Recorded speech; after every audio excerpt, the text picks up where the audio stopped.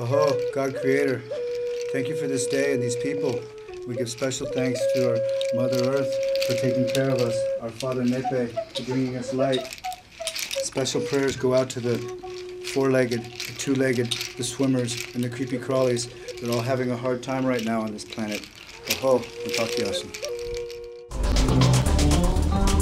From the greenest city in the country, San Francisco, welcome to iGreenTV, the show that brings you the latest information about green technology and sustainable living. Welcome to iGreenTV. I am Sandra Hans, and iGreenTV was born to serve our communities, to expand the green awareness, and to promote health and green living. I hope you enjoy the show. Today visiting us are co-founder of 350.org, Jamie Han, and the communications manager for Save the Bay, Amy Ricard. Welcome and thanks for being with us today. And Jamie, I would like to start with you and about 350.org. What an accomplishment it is to have an organization to reach globally to all these people, to all the cultures in the world. Tell us a little bit about how did that happen? Well, 350.org began as a group of friends just 4 years ago, and through using the internet and reaching out to activists around the world, we've expanded to over 500,000 people in 180 countries. So there really is a global movement that's growing to address the climate crisis, and 350.org is just one small part of that. Yes, I see. We know I receive all of those emails, so it's just really amazing the work you're doing. What's at stake right now? Well, 350.org is named after the safe upper limit of carbon dioxide in the atmosphere, which is 350 parts per million. Right now, the planet is at 392 parts per million, so we're seeing a lot of impacts of global warming. I think a big part of the solution is going to be people coming together in communities around the world and finding the small ways that they can make a change locally, and then connecting those efforts globally to really add up to make a larger difference. Yeah, really impressive. So now let's go to Amy. Amy, tell us a little bit about Save the Bay. I know that three courageous women back in the 60s, they say, okay, we have to stop this. So tell us a little bit about the history of Save the Bay. Like you said, we were formed 50 years ago, back in 1961, by three Berkeley women who saw the degradation of the bay from their homes in the Berkeley Hills. And so they rallied their community, they mobilized thousands of residents, they used their connections to form Save the Bay and to really stop the rampant bay fill that we were seeing. Every city around the bay had plans to fill in their section of the shoreline, which would have reduced the bay to just a narrow shipping channel or a river. And so they formed Save the Bay and they stopped that. And 50 years later, our mission is largely the same. We work to prevent inappropriate shoreline development and bay fill. We reduce runoff pollution, and we try to stop specifically plastic bags and styrofoam from entering the bay and harming wildlife. And we also work to restore 100,000 acres of healthy wetlands around the bay, using over 5,000 volunteers, adults and students alike each year to do that. And what an educational opportunity as well to learn about the environment. Absolutely, it's great. We bring thousands of students out annually. Yeah, thanks so much to the two of you for being here today. To connect with these two organizations, go to 350.org or savesfbay.org.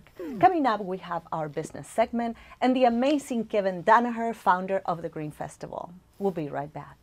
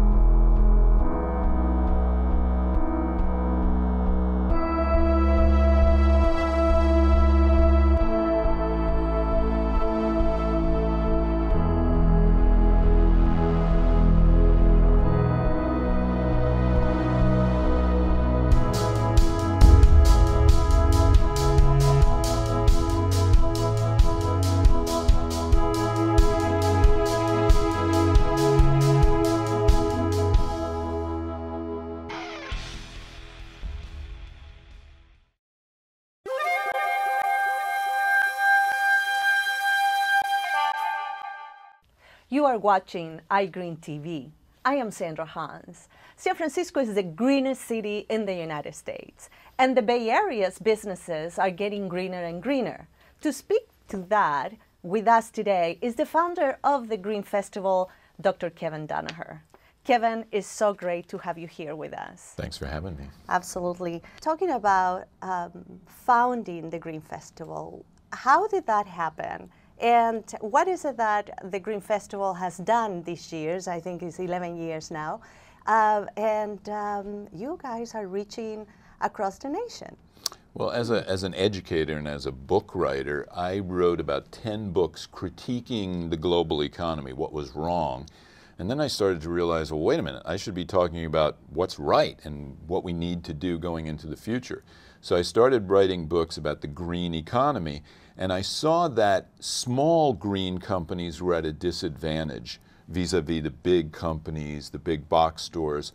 So I thought it'd be great if we could put together an event where hundreds of green companies could come together in the same place with speakers and food and music and entertainment and bring thousands of people together to see the products and services from these green companies.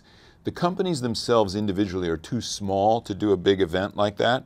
So two nonprofit groups, Global Exchange and Green America, we got together, raised the money, organized the first one here in San Francisco 11 years ago, and then we spread to Washington and Seattle and Chicago and New York and Denver and Austin, Texas, to help foster this growth in the green economy. Because what's going on is the environment's being destroyed, all the natural resources are being depleted, so the profitability of saving the environment goes up. The profitability of saving resources goes up. So you're seeing a shift from an economy where money values ruled over the life cycle to one where now life values will rule over the money cycle, where social justice and environmental restoration will be an equal partner with profitability. So you're seeing a triple bottom line business model evolve where these companies are realizing, look, we can make better profits saving the environment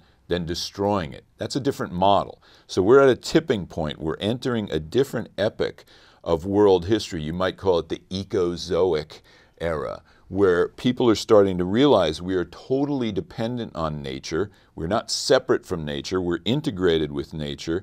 And we're developing science and technology where now you can shoot the barcode of a product and then comment on that product, read what other people have said about that company. Oh, they have sweatshops in China. They don't treat their workers right. All of that information now in the digital age is becoming available. So companies that are dependent on sweatshops and pollution, they're going to be at a disadvantage. And you're seeing the economy move in a green direction. So with just 1 minute left, what is it that the hazard of climate change and global warming? Well, what we're doing is we're cooking the planet. And what that means is the polar ice caps are melting, Greenland is melting, all the glaciers are melting, and the oceans, as they warm, they expand. So coastal cities like Miami and Houston are going to go underwater. San Francisco, we have a lot of expensive property right near the ocean. But what that's going to do is we look at, I work for the San Francisco Department of the Environment, we look at every problem as an opportunity for change and for creating green enterprise. So we have all sorts of programs. The website is sfenvironment.org. We have all sorts of programs to help companies move in a green direction and save money and become more profitable while they're going green. Kevin, thank you for visiting us with such a useful information. And now we'll take a break and we'll be right back.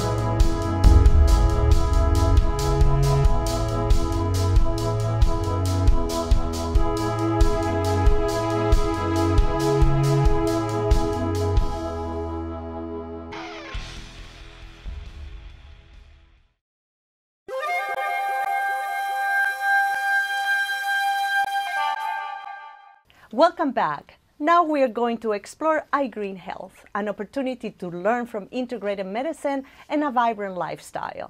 With us today, health coach and founder of One Health, Wei Hao Lau. And welcome, Wei Hao. Thanks so much for coming today to see us. Thank you, Sandra. So what do you have for us? Today we have a very special guest, a naturopathic doctor, Dr. Kian with us. Welcome to iGreen Health. iGreen Health features the integrative approach to health from conventional Western medicine to Eastern medicine and natural healings incorporating mind, body, and spirit so that you can create your holistic health and a green living lifestyle. Today we bring to you naturopathic medicine, the combination of scientific and natural healings. We have different naturopathic doctors from the Bay Area, and now with us is Dr. Lina Kian. Dr. Kian, welcome. Thank you for having me. So Dr. Kian, can you tell us a little bit what is naturopathic doctor?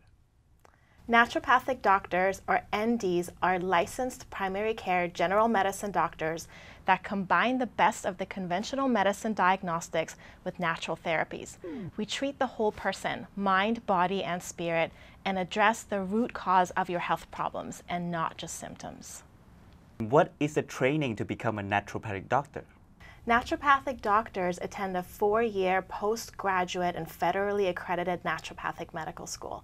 We are trained in the same level of health sciences as medical doctors, and in addition receive extensive training in natural therapies such as clinical nutrition, herbal medicine, homeopathy, and lifestyle counseling. This is what makes naturopathic doctors unique and experts in natural medicine. Can you tell us why do patients turn to a naturopathic medicine or naturopathic doctor? With the rise in chronic health problems, especially diabetes, heart disease, allergies, fatigue, digestive problems, and stress-related conditions, patients are seeking a more holistic approach.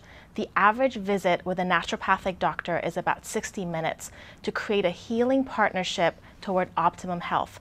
The goal is to focus on prevention, using the safest, most effective natural treatments that work with your body's ability to heal itself, and to prescribe pharmaceutical drugs only if necessary. Great. So can you tell what's the first visit experience like? The first visit involves a thorough review of your medical history, asking a lot of questions to understand how the current health problems developed. Also asking questions about lifestyle, diet, exercise, sleep, and stress levels.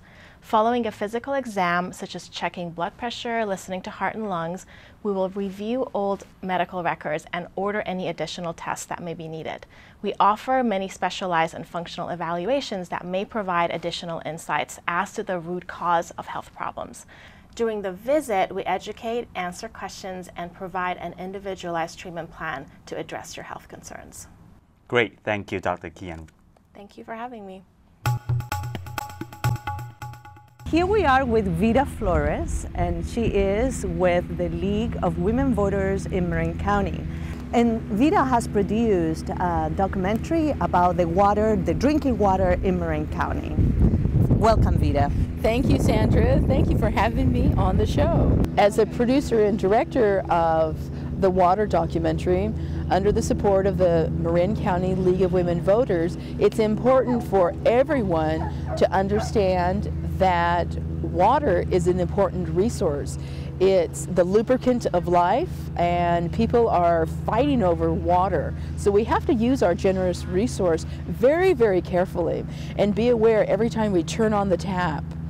People around the world don't have water, but we're blessed here in Marin County because we have 7 reservoirs that collect rainwater. All of our water comes from the reservoir systems. We have 7 reservoirs. Sahula is our reserve reservoir in case of a drought. And just remember that we're only 2 years away from any drought. We also have Kent Lake, Lake Lagunitas are available for us to use for water, as well as to use for a recreational area. There are so many habitats that rely on our water usage, such as the coho salmon. Also, we have the newts in our area. If you go up to Lake Lagunitas, you'll see a little sign that says, "Please be careful, newt crossing." If you're interested in learning more about water and viewing the water documentary, please visit our website at www.leagueofwomenvotersmarincounty.org. Thank you, Sandra, for having me on iGreenTV.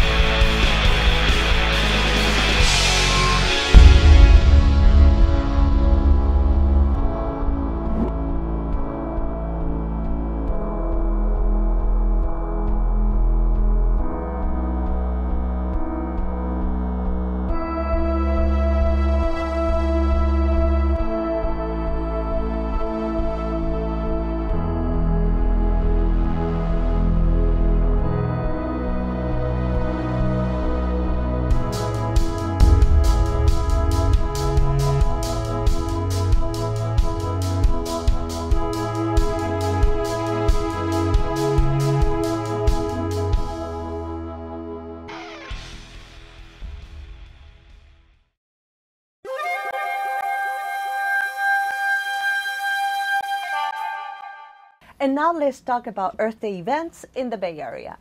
From our studios here at the Fairmont Hotel, we have the producer of Earth Day San Francisco, Douglas Goldberg, Jocelyn Combs from the Public Works Agency Earth Day Oakland, and the director of Earth Day Marin, Hannah Dorres.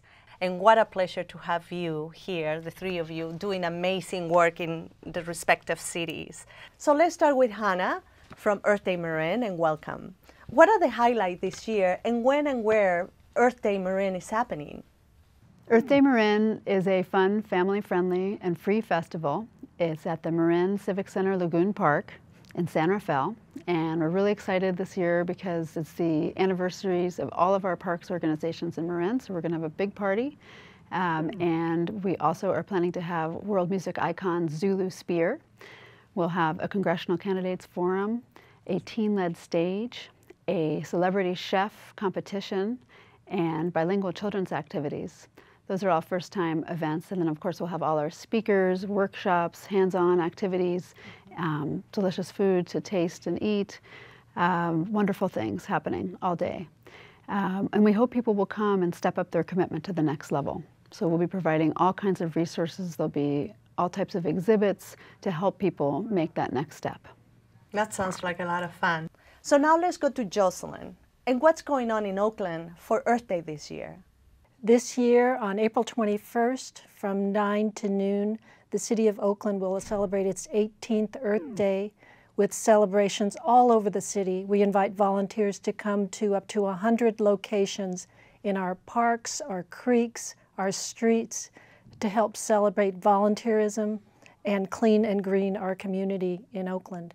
Last year we had 82 sites and 3,400 volunteers come throughout the Bay Area.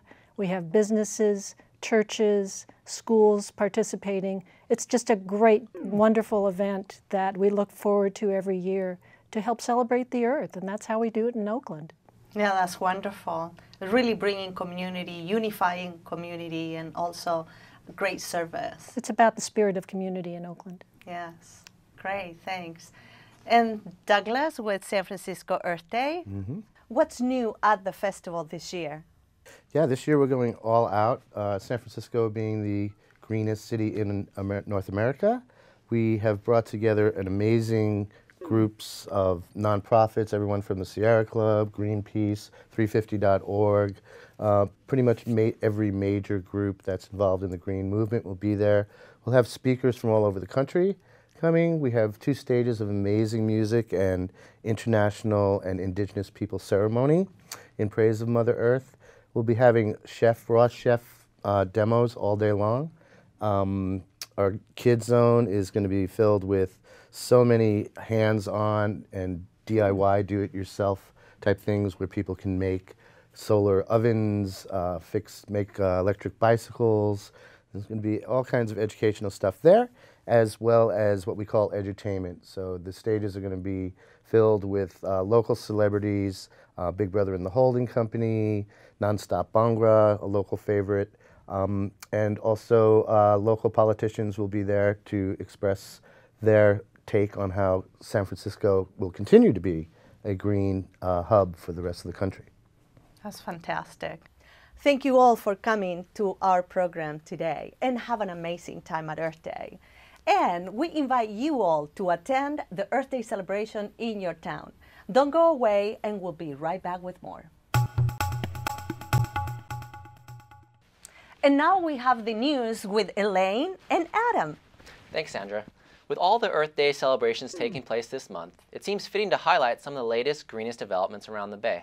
I'm Adam Regley. And I'm Elaine Kuo, and this is iGreenTV. Terminal 2 of the San Francisco airport hasn't even reached its first birthday, but it is already flying high in the field of sustainable building. T2, as the newest addition is known, is the first airport facility in the country to achieve gold certification under the U.S. Green Building Council's Leadership in Energy and Environmental Design Program, or LEED. The LEED program awards buildings, homes, and communities built with sustainable site development, energy efficiency, and indoor environmental quality in mind. Gold certification rewards the second highest level of performance. Now, T2 surpassed California's building codes by delivering 15% more energy efficiency. Its plumbing fixtures are 40% more efficient than the standard, and overall, the elements included in T2 reduce greenhouse gas emissions from the facility by an estimated 1,667 tons per year. Here's to a green and golden first year, and many more to come at T2. In other leading news, the Golden Gate National Conservancy, the National Park Service, and the Presidio Trust have partnered with Luminol to install 5 small-scale wind turbines at the Crissy Field Center. These 5 turbines are the last component needed to qualify the Crissy Field Center for LEED Platinum certification, the highest level of LEED certification. This 5.4 kilowatt wind generation system is bird-friendly and only needs a 10-mile-per-hour wind to operate. Now, for anyone who's been to Crissy Fields and lost a hat, a 10-mile-per-hour wind is pretty light. These 5 wind turbines will provide half of Crissy Field Center's electricity needs and will also power an electric car charger completely free to the public. They are part of an experimental project to monitor the efficiency of small-scale wind generation systems. Students from San Francisco's Galileo Academy of Sciences and Technology will monitor the project. Altogether, the additions of these new turbines make the Crissy Field Center one of the greenest buildings in America's national parks. Way to go, San Francisco. Meanwhile, Senate Bill 1413 and the Federal Healthy Hunger Free Kids Act now require schools to offer children free water at lunchtime. Of course, free water at lunch is nothing new. This free water comes from the 21st century water filtering stations that filters and cools the water. Kids will no longer have to stick their mouths on fountains and get their copper-tasting water. The San Francisco School District has begun installing these new water stations over the old water fountains at a cost of $5,000 to $15,000 total per station. The San Francisco Public Utilities Commission will cover the costs for these water stations, while the California Endowment will cover the cost of providing reusable water bottles to every student. The program will educate students on the economic and environmental benefits of drinking tap water and the negative environmental impacts of bottled water. I'll drink to that. Elsewhere in the city in March, the second annual San Francisco Green Film Festival was busy turning the silver screen green last month. 40 films and 50 filmmakers and guest speakers from around the world converged for the only festival in the Bay Area dedicated to media that explores green issues and sustainable living. On opening night, Bay Area filmmaker John Shank premiered his latest work, The Island President. The film follows Shank as he spends a year with the now ousted president of the Maldives, a country that is literally fighting for its survival against climate change. And perhaps in a case of life imitating art, the festival also launched the Lights, Camera, Action Steps program. The program seeks to bring on-screen issues straight into local communities and to those who came out of the movie theater thinking, what can I do? Check out sfgreenfilmfest.org for ways to get involved. From free water to films and now to fashion. There may not be a Fifth Avenue or a Fashion Week here, but San Francisco's 7 square miles are still home to daring designers and budding boutiques, especially of the sustainable sort. In just a couple weeks, the Earth Day San Francisco Festival will hold an educational green event with activities for the whole family, including the Eco Fashion Show. Among the designs scheduled to come down the runway are those by Truckee High School's Envirolution Club, which will unveil its new line of earth-friendly clothing. It seems Trashin' is the new black for the spring season. Check out earthdaysf.org for more information. It seems the city is forging full green ahead towards Earth Day, though of course Earth Day is every day. Once again, this is Adam Regley. And this is Elaine Kuo for iGreenTV. Welcome back. This is iGreenTV and I am Sandra Hans. Today we have Freddie Clark, a flamenco guitarist that has a special song for all of us. Hi, Freddie. Hello.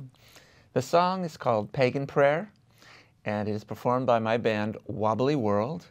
We are musicians from Bulgaria, Vietnam, Morocco, Cuba, Lebanon, Ivory Coast, China, and I hope you like it.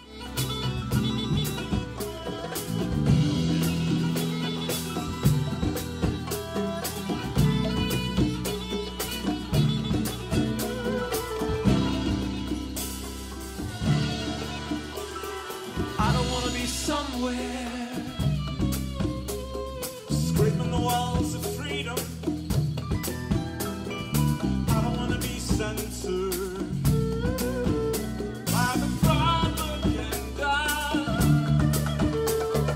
I don't want to be hungry. No rain for a million years.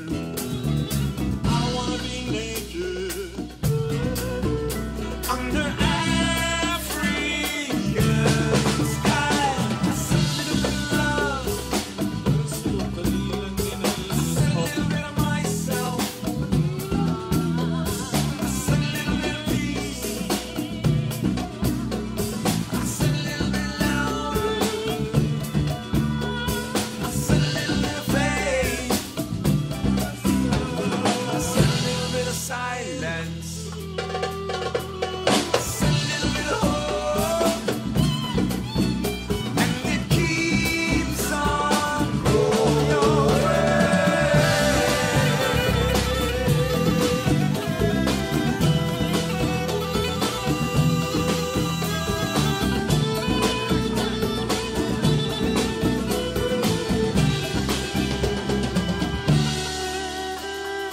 I